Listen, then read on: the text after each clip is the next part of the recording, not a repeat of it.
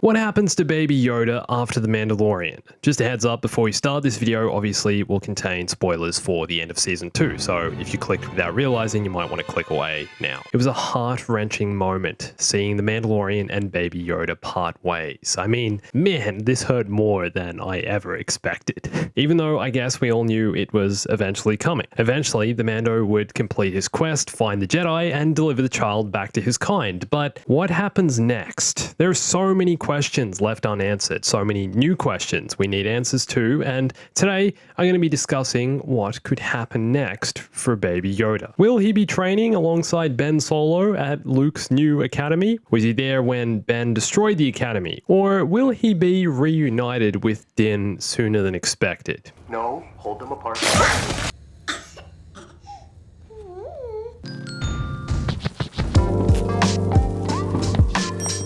As soon as the final episode of Season 2 ended, I'm sure you had lots of your own thoughts about what could happen next, and the biggest one for me was, wait, hold up a second. Is Grogu being taken to Luke's new Jedi Academy? The same Jedi Academy Ben Solo eventually destroys, killing all students inside. Remember that from The Last Jedi? Somehow Ben uses the Force to strike lightning down from the skies and light this place up. Yep, that's what actually happened, apparently, even though he didn't intend for it. He was just mad at Luke for betraying him, couldn't control his emotions, so somehow he created a storm, and then this happened. Okay, we're not going to go any deeper into that. Hey everyone, it's Andrew. So is this what's going to happen? Well, the answer, not quite. Not necessarily anyway. At this point in the timeline, Luke hasn't yet established his Jedi Academy as far as we know. Based on what we know, I mean, we could see that in Season 3, but Luke sets up his academy sometime before the year 15 ABY, after the Battle of Yavin, and the Mandalorian is set in the year 9 ABY, so perhaps Grogu will be one of Luke's first students. Perhaps Grogu is Luke's first Padawan. Maybe that's going to be a new series.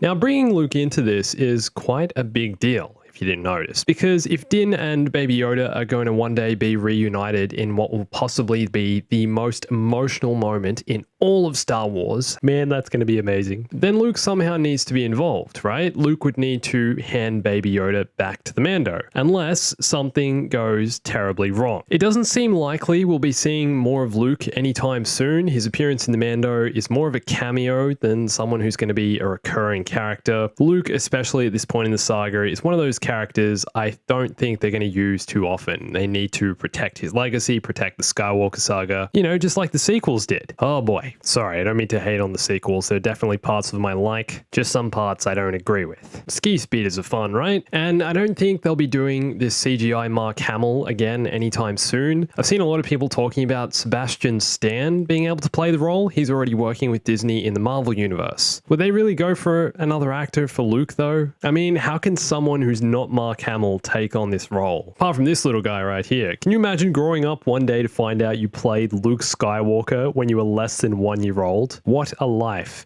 And this is what he looks like now, by the way. He actually played both Luke and Leia, both babies, and is the son of the Revenge of the Sith's editor, Roger Barton. Kid was basically born a Jedi. Now, we also know that The Mandalorian is going to somehow combine with the new Rangers of the New Republic and Ahsoka series, and I'm assuming also the new Boba Fett series, in what Disney are calling a climactic story event. So, what does this mean? Well, my guess is that somewhere in the background, Thrawn, the blue dude, has been growing an army or assisting with the rise of the First Order, and somehow all the characters from this series will join forces to try and prevent that. It seems the most likely situation. Boba's got things down on Tatooine for some reason now. Ahsoka's doing her own thing. She's probably still looking for Ezra as well, and the Rangers of the New Republic are going to play their role. And I'm assuming at some point we're also going to see the fall of the New Republic. I've also seen people speculating that the new Boba Fett series is going to be Season 3 The Mandalorian, like it's replacing that. I don't think that's true. I think the characters and kind of where The Mandalorian's at now with what happened in the end of this season, the stakes are too high for them to just move this on to another series with a different protagonist. And we're going to see Din and Grogu get back together, so I think it's a separate series. But where will Baby Yoda be at this point in time? And how grown up is he going to be? Will he have evolved from his childlike state into a more mature talking creature? Seeing as though Baby Yoda has been a ridiculous financial success for Disney, transform him into a talking Baby Yoda anytime soon, they will not.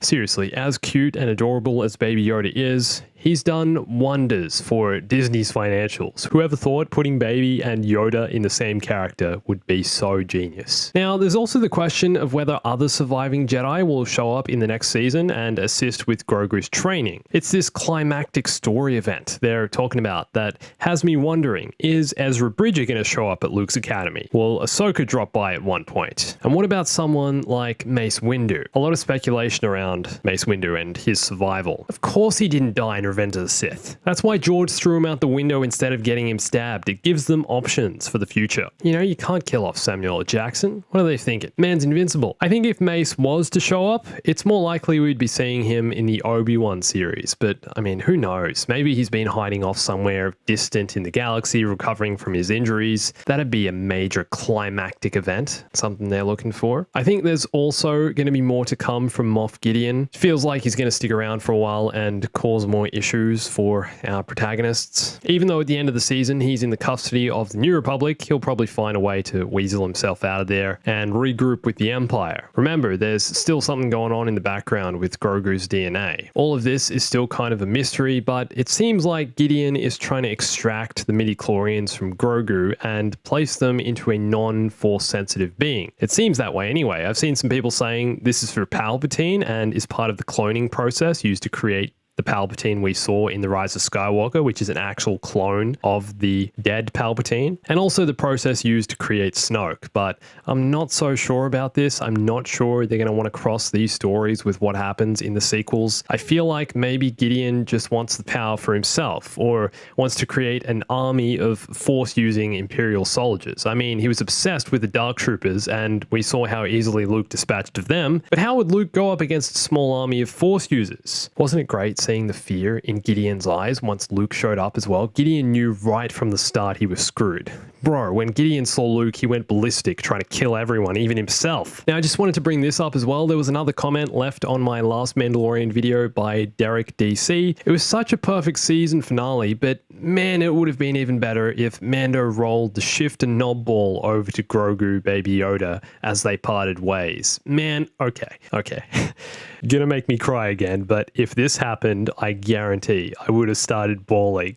Pun not intended. I think it'll also be interesting to see how much time has passed between the end of Season 2 and the start of Season 3. Are we going to be put straight back aboard the light cruiser? Is Bo-Katan about to try jump in and reclaim the Darksaber? Are they going to fight immediately after this? Or is it going to be a time jump? Are they going to be on their way to Mandalore? And like I said before, how much older do you think Grogu will be? I'd love to know what you guys think. What's Baby Yoda going to get up to with Luke? And when will he be reunited with the Mando? Still waiting for Cal Kestis to show up as well? Just a thought, putting that out there. If you want some more context on that, I'd recommend you come follow me on Instagram, Twitter, and join my Discord. More on the Mandalorian, Star Wars, everything else, news as soon as it drops. Also, please send me your Mandalorian Season 3 theories and your theories for the rest of these shows. I'd love to know what you guys think. And thanks for watching this. My name's Andrew. I'll catch you soon.